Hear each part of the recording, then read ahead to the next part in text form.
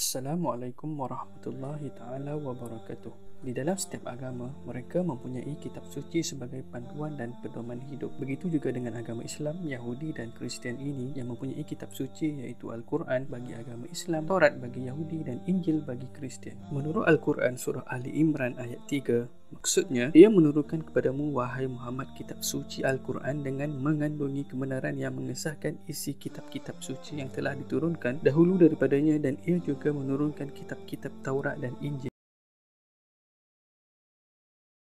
Namun sebelum itu, jangan lupa subscribe dan juga tekan tombol loceng agar sahabat semua tidak ketinggalan update video terbaru selepas ini.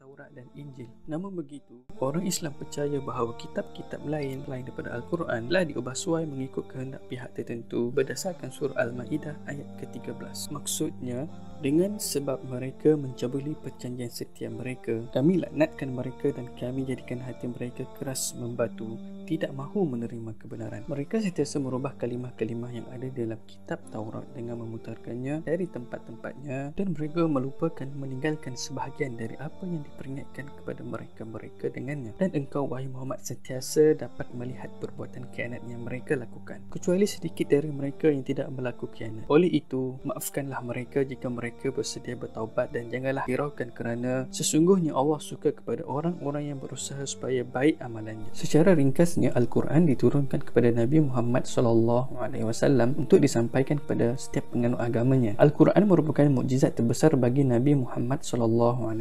Al-Quran diturunkan secara beransur-ansur selama 23 tahun melalui perantaraan malaikat Jibril. Al-Quran mempunyai 114 surah dan 30 juzuk. Isi kandungan Al-Quran mengandungi intisari seperti akidah, ibadah, akhlak, hukum-hukum, peringatan, sejarah, dorongan untuk berfikir dan juga janji dan ancaman.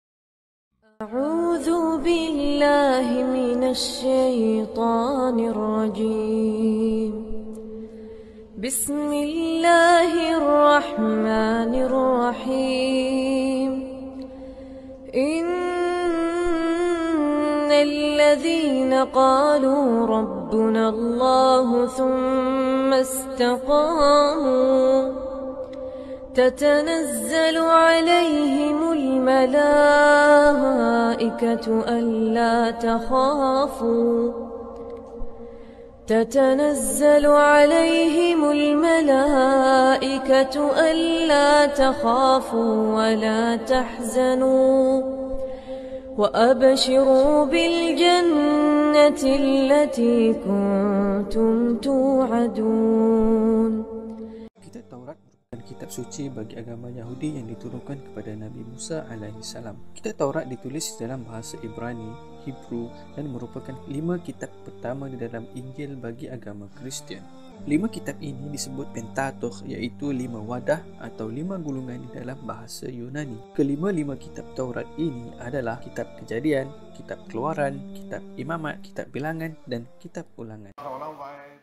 حتى أضمن قلام شرب حربان ومثلها عمين ونتنن ويترتو بالطماي وشين هالتراب بيوم أدوناي المشي كتب ذاتي قوان بسفر وسيم بني يوشوا كما قائم قريت خير أملك מתחת השמיים ויבן משה מזבח ויקרא שמו אדוני ניסי ויאמר כי עד על קץ מלחמה לאדוני בעמלק מדור דור ויאמר כי עד על קץ מלחמה לאדוני בעמלק מדור דור.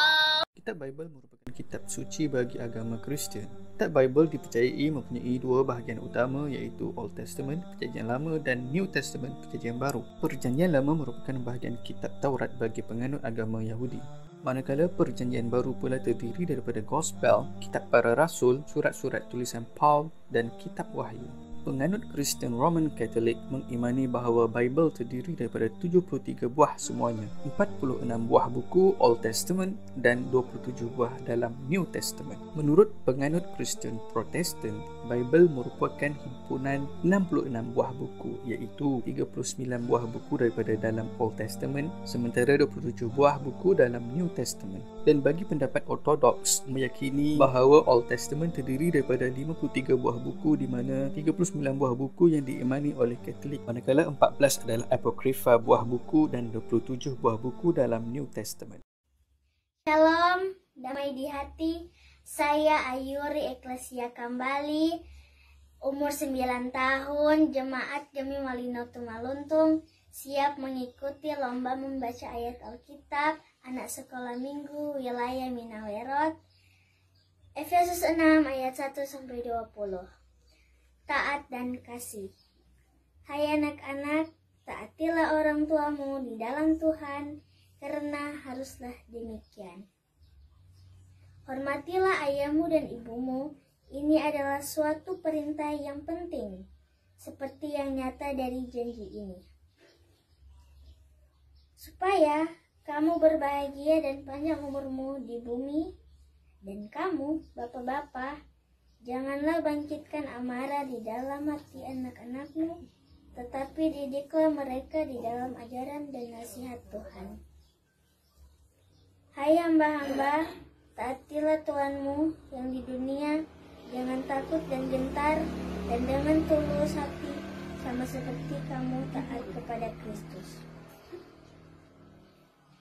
Jangan hanya di hadapan mereka saja untuk menyenangkan hati orang, tetapi sebagai hamba-hamba Kristus yang dengan segenap hati melakukan kehendak Allah. Dan yang dengan rela menjalankan pelayanannya seperti orang-orang yang melayani Tuhan dan bukan manusia. Kamu tahu bahwa setiap orang, baik hamba maupun orang merdeka, kalau ia telah berbuat sesuatu yang baik, ia akan menerima balasannya dari Tuhan. Dan kamu, tuan-tuan, perbuatlah demikian juga terhadap mereka dan jauhkanlah ancaman. Ingatlah bahwa Tuhan mereka dan Tuhan kamu ada di sorga, dan ia tidak memandang muka. Akhirnya, hendaklah kamu kuat di dalam Tuhan, di dalam kekuatan kuasa-Nya. Kenakanlah seluruh perlengkapan senjata Allah, supaya kamu dapat bertahan melawan tipu muslihat iblis. Karena perjuangan kita bukanlah melawan darah dan daging, tetapi melawan pemerintah-pemerintah, melawan penguasa-penguasa, melawan penghulu-penghulu dunia yang gelap ini, melawan roh-roh jahat di udara. Sebab itu, ambillah seluruh perlengkapan senjata Allah, supaya kamu dapat mengadakan perlawanan pada hari yang jahat itu, dan tetap berdiri sesudah kamu menyelesaikan segala sesuatu. Jadi, berdirilah tegap, berikat pinggangkan kebenaran, dan berbaju zirahkan keadilan. Kakimu berkasutkan kerelaan untuk memberitakan Injil damai sejahtera. Dalam segala keadaan, pergunakanlah perisai iman, sebab dengan perisai itu kamu akan dapat memadamkan semua panah api dari si jahat. Dan terimalah ketopong keselamatan dan pedang roh, yaitu firman Allah. Dalam segala doa dan permohonan, berdoalah setiap waktu di dalam roh, dan berjaga-jagalah di dalam doamu itu dengan permohonan yang tak putus-putusnya untuk segala orang kudus. Juga untuk aku, supaya kepadaku, jika aku membuka mulutku, dikaruniakan perkataan yang benar, agar dengan keberanian aku memberitakan rahasia Injil, yang kulayani sebagai utusan yang dipenjarakan. Berdoalah supaya dengan keberanian aku menyatakannya, sebagaimana seharusnya aku berbicara. Sekian dan terima kasih.